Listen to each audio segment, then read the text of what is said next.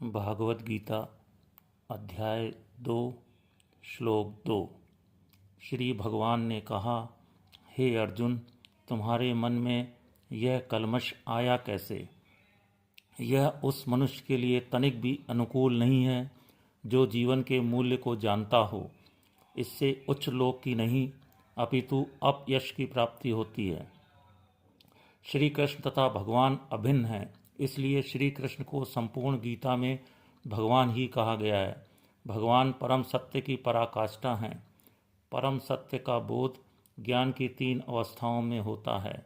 ब्रह्म या निर्विशेष सर्वव्यापी चेतना, परमात्मा या भगवान का अंतर्यामी रूप जो समस्त जीवों के हृदय में है, तथा भगवान या श्री भगवान कृष्ण।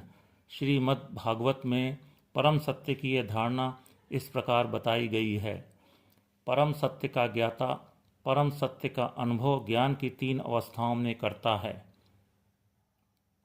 और ये सब अवस्थाएं एक रूप हैं। ये ब्रह्म, परमात्मा तथा भगवान के रूप में व्यक्त की जाती हैं।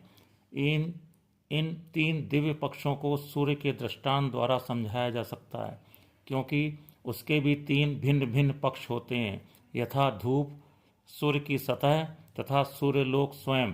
जो सूर्य के प्रकाश का अध्ययन करता है वह नौसिखिया है।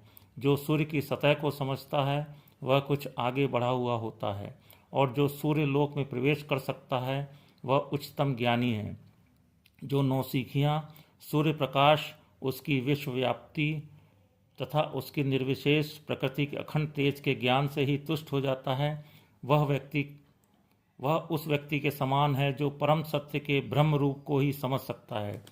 जो व्यक्ति कुछ अधिक जानकार है वह सूर्य गोले के विषय में जान सकता है, जिसकी तुलना परम सत्य के परमात्मा स्वरूप से की जाती है। जो व्यक्ति सूर्यलोक के अंतर में प्रवेश कर सकता है उसकी तुलना उससे की जाती है, जो परम सत्य के साक्षात रूप की अनुभूति प्राप्त करता है।